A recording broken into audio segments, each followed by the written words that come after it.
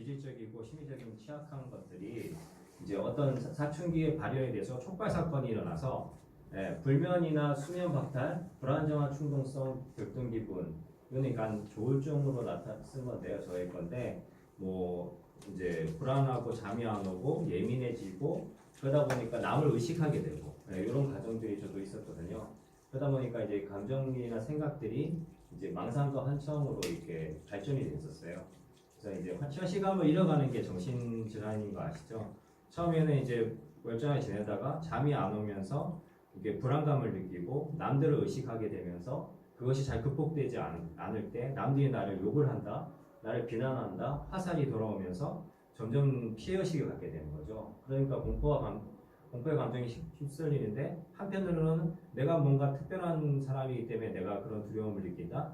이렇게 양가 감정이 들면서 과대망상하고 피해망상이 같이 가거든요. 한쪽 날개에는 피해망상, 한쪽 날개에는 과대망상이 같이 가게 되거든요.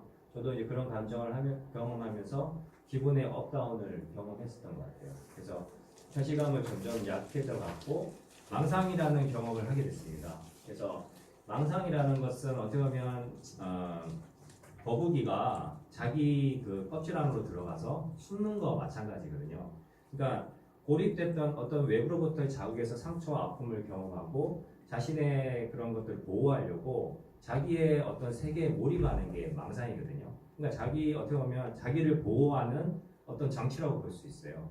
그런데 이제 그것이 현실이 아닌 생각으로 빠져드는 것이 이제 병이라는 거죠. 그래서 저도 이제 망상이라는 걸 경험하고 현실 도피를 해서 나만의 세계에서 주인공 노릇을 하는 그런 망상으로 빠지게 됐습니다. 그래서 이제 후유증은 내가 어떤 시적 존재가 되고 내 세계의 왕이 되니까 거기서는 스트레스가 없는 상황인 것 같은데 사실은 현실이 아니잖아요. 더 큰 외부적인 스트레스를 막는다고 했는데 안에서부터는 큰 착각이 온 거죠. 그래서 이제 자기 안에서 고립되면서 여러 가지 이제 감정들이 이제 파고들었는데요. 소외감, 버림받은 마음, 거절감, 상처들이 피해의식을 만들고 그것들이 발전해서 이게 병을 가져오는 거죠. 청소년기의 그 발달 과제인 두 가지가 있는데요. 상상 속의 청중과 개인의 우화라는 것이 있는데 남이 나를 어떻게 생각할까 하는 것들이 상상 속의 청중이죠. 그 개인적 우화는 나만 특별하다는 어떤 생각이거든요. 청소년적 발달 과제가 이렇게 극복이 안 되면 정신병으로 발전을 하는 것 같아요. 저도 이제 극복을 못하고 자신에 대해서 계속 나는 혼자다, 외롭다, 사랑받지 못한다 이렇게 하면서 나 자신의 감정에 몰입했던 것 같아요. 그러니까 피해의식이 계속 생겼고 망상으로 발전하다 보니까 누가 나를 괴롭히고 죽이고 뭐 미행하고 막 힘들게 하고 그러니까 이제 두려움과 불안을 계속 경험하잖아요. 이제 그 근본적인 이유는 자기 사랑의 부재에서 자기를 비하하고 학대하고 자기를 소멸하게 하는 게 정신질환인 거죠. 그래서 그런 과정을 겪으면서 힘들어했던 것 같습니다.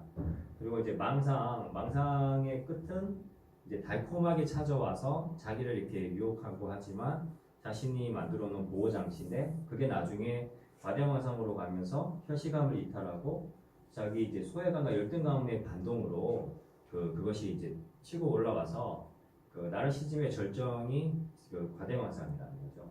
그래서 자기 안에서 과대망상이 계속 망상 속에 빠져드는 이유는 거기에도 어떤 희열이 있거든요. 근데 빠져들면 빠져들수록 현실하고는 점점 멀어집니다.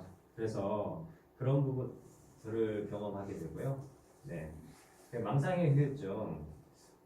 망상은 어떻게 보면 이게 중독이 많이 돼요. 아까 말한 것 같이 계속 그 감정에 빠지게 되거든요.